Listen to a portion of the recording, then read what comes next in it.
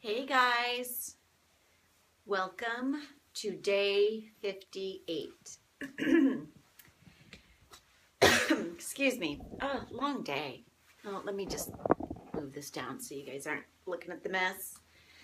So hello, day 58 of 100 Ways to Motivate Yourself. And today's message is called Embrace the New Frontier.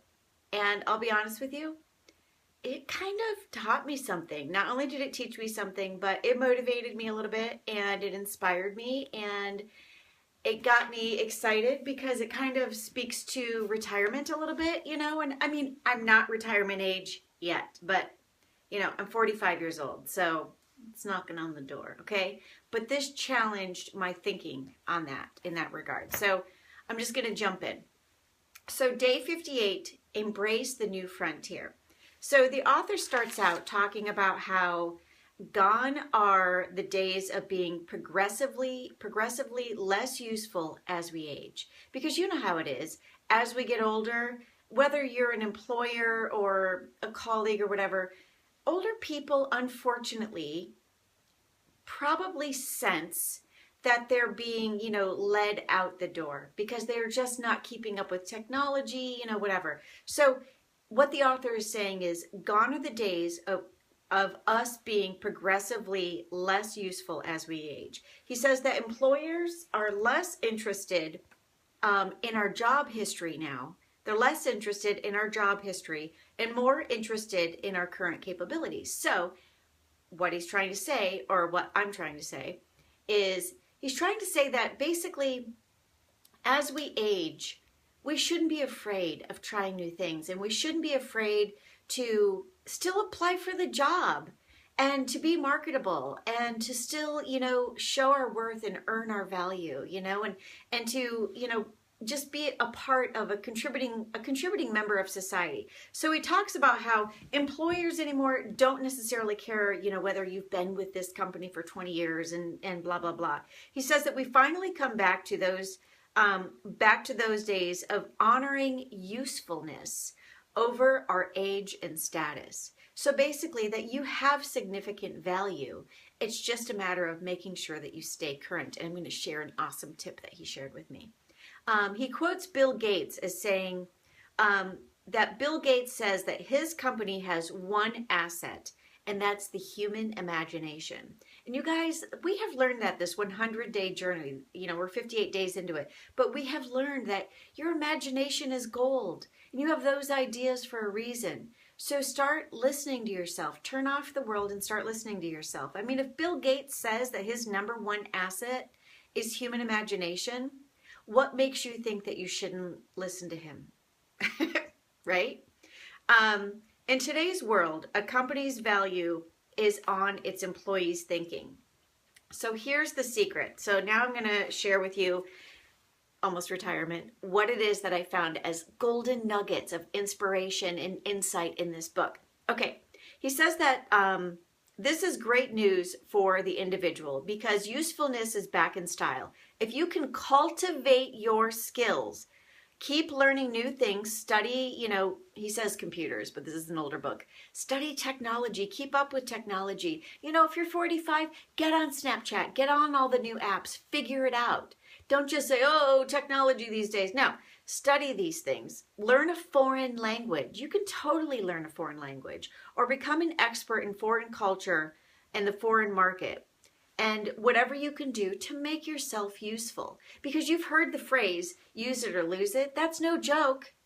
Use it or lose it is not only for your brain, but it's for everything in your life. It's for your body. It's for your career, for your income, for your prosperity, all of it.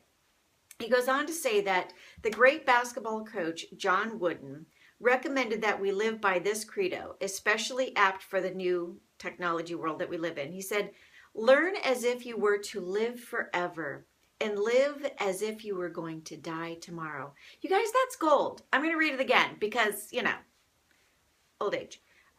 Learn as if you were going to live forever. Live as if you were going to die tomorrow. I just thought that was amazing. He goes on to say that gone are the days when your employability depended primarily on your job history, your school ties, your connections, your family, who you knew, or even your seniority at a business. Today, employability depends on just one thing: your current skills. Doesn't matter what you could do for 20 years. That technology or that skill might be gone. That it might not be applicable anymore. And it's likely not sought after, but it's not, well, I digress. Today's employability depends on one thing: your current skills. And those skills are completely under your control. Okay? They're under your control. This is a new frontier. And where we once entered retirement age, nervous about what we were going to do and how we were going to survive in our retirement years, today, with a commitment to lifelong growth, that's the key right there, the commitment to lifelong growth through learning, we can be as useful to the world's community as we are motivated to be. He goes on to say, he closes with, the more we learn about the future, the more motivated we become to be a valuable part of it. You guys, that is gold.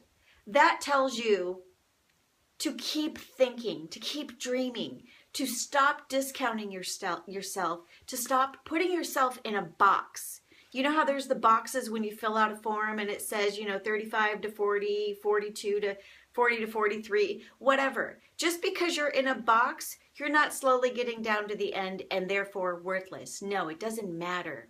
I'm not kidding you when I say age is just a number. Don't make it to mean anything. So here's the life coach in me speaking now, okay? So a couple of parting thoughts I want to leave you with. Don't be afraid of growing. Don't be afraid of growing slowly. Be afraid of standing still.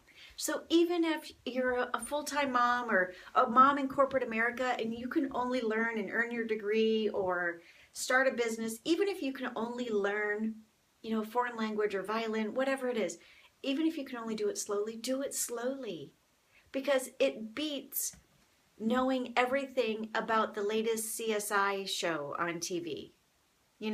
That's a life wasted. The capacity to learn is a gift. Your capacity to learn is a gift. The ability to learn is a skill. And the willingness to learn is a choice. So make a good choice. Go out there, stop shortchanging yourself, stop discounting the value that you have, start keeping up with technology, start adding value to your life and possibly longevity to your life and value. Like I just said in this last quote, the capacity to learn is a gift. The ability to learn is a skill, and it is. Get out there and look for it. But the willingness to learn is a choice. Make a good choice, guys. All right, I'll see you on day 59. Bye.